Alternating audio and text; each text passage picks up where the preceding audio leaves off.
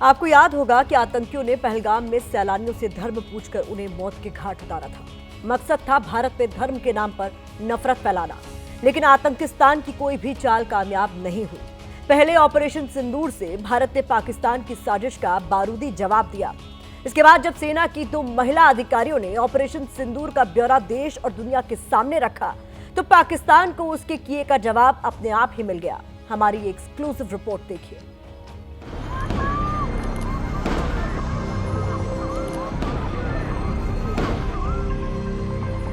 मुझे पर थी, क्या बोलते भेलपुरी खा रहे थे, मेरा पति साइड में था, एक इंसान आया, उसने उसको गोली मार दी। यहाँ पे उसने बोला कि शायद मुस्लिम नहीं है, उसने उसको गोली मार दी। हमले का यह तरीका जम्मू और कश्मीर और शेष राष्ट्र दोनों में सांप्रदायिक दंगे भड़काने के उद्देश्य से भी प्रेरित था।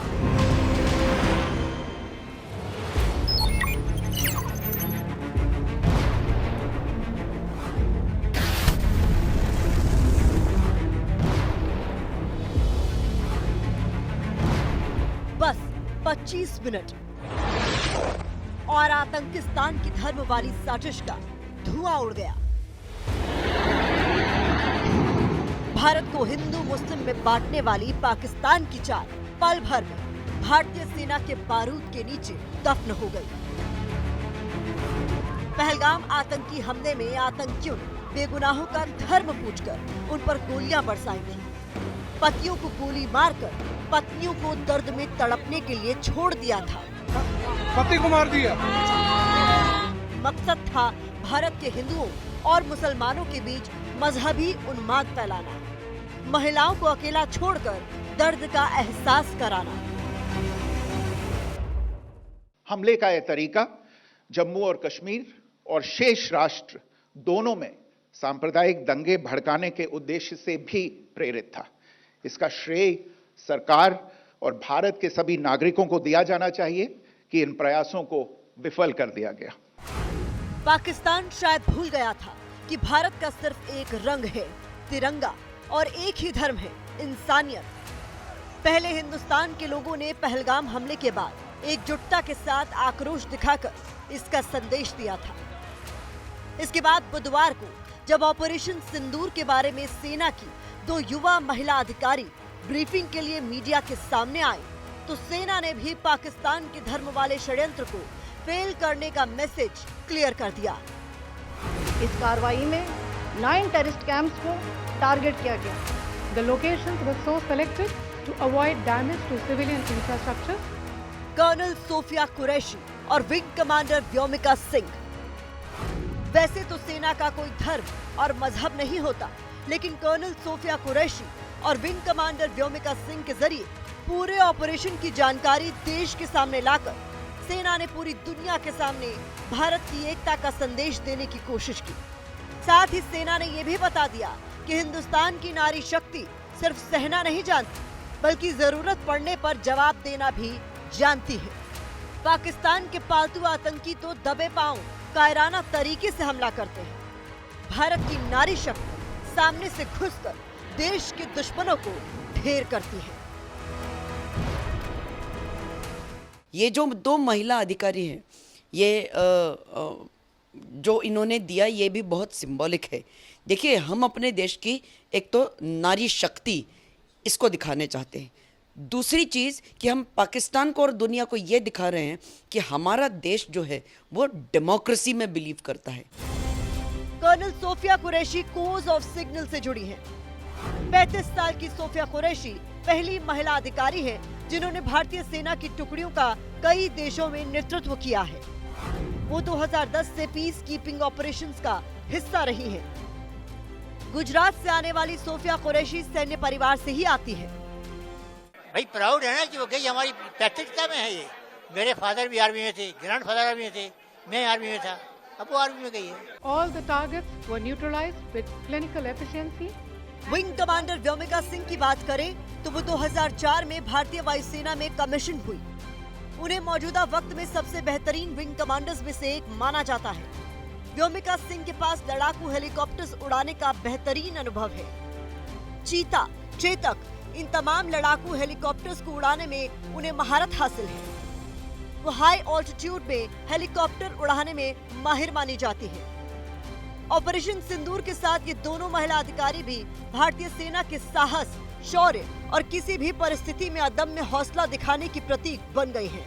पूरा देश इनके जज्बे को सलाम कर रहा है और कह रहा है, जय हिंद की सेना। Jai Hind and thank you very much. जब से आप बदले की तस्वीरें देख रहे होंगे, बार बार ऑपरेशन सिंदूर का नाम सुन रहे होंगे, आपके मन में ये सवाल भी आया होगा कि इसे ऑपरेशन सिंदूर का नाम क्यों दिया गया और ये नाम किसने दिया। हमने आपके लिए ऑपरेशन सिंदूर नाम से जुड़ी जानकारी पर पूरी रिपोर्ट तैयार की है।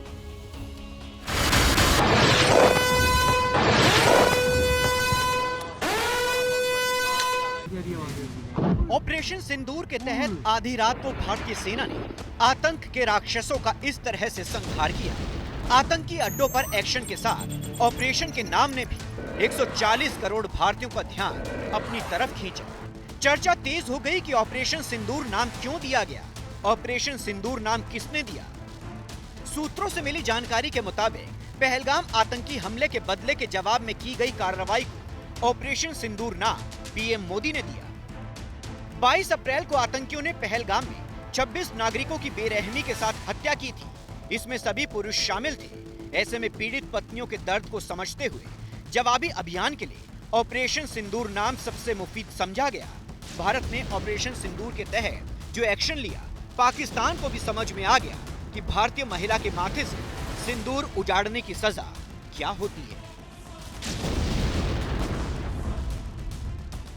इस नाम के साथ पहलगाम हमले का जो बदला लिया गया है, उससे अटैक के पीड़ितों को भी लग रहा है कि उनके किसी अपने ने उनके दर्द का हिसाब चुकता किया है।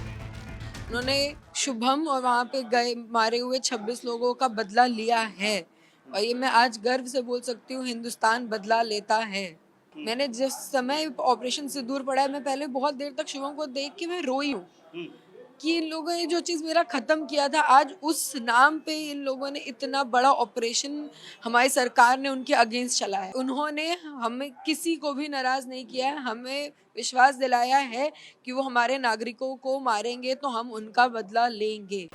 मैं तो इस नाम से बहुत ज़्यादा रिलेट कर सकती हूँ बिकॉज ऑफ दिस इंसिडेंट मैंने तो अपनी ज़िंदगी खो दी है एक। तो ये नाम बहुत सही है क्योंकि इस इंसिडेंट की वजह से बहुत औरतों ने, बहुत बहनों ने, बहुत माँओं ने अपनी जान खोई है, अपना एक हिस्सा खो दिया है।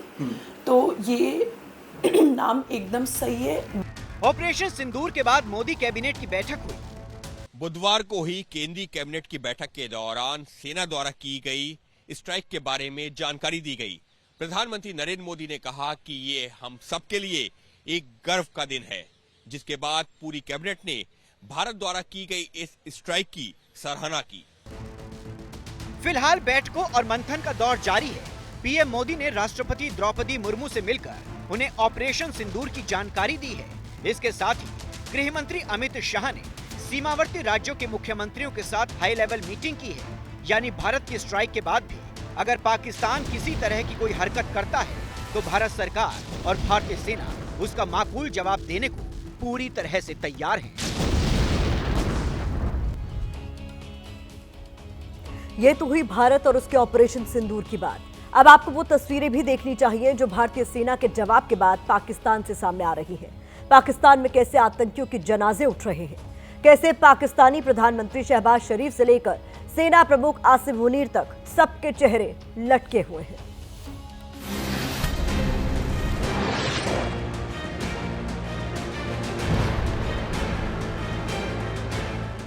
आधी रात के अंधेरे में भी भारत के बदले की चमक आसमान में नजर आ रही थी। फिर सूरज की किरणें निकली तो आतंक के संहार की तस्वीर दुनिया ने साफ साफ देखी।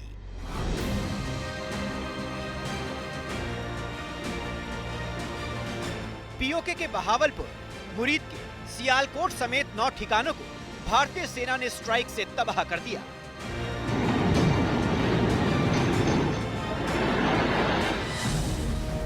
ऑपरेशन सिंदूर से घबराए शहबाज शरीफ ने नेशनल सिक्योरिटी कमेटी की बैठक बुलाई।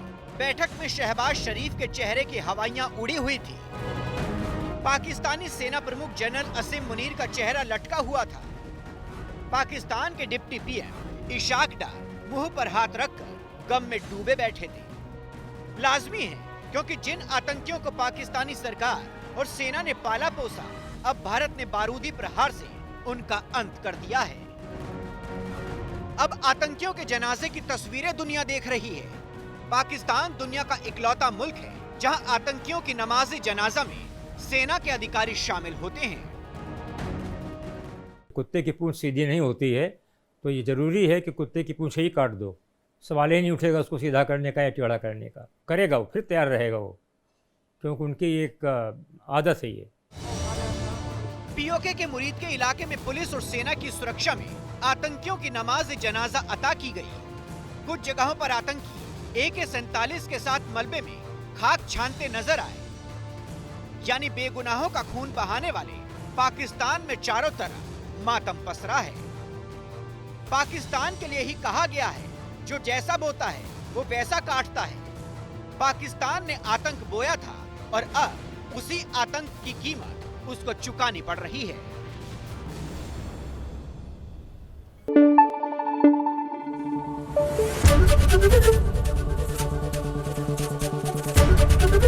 ABP न्यूज़ आपको रखे आगे।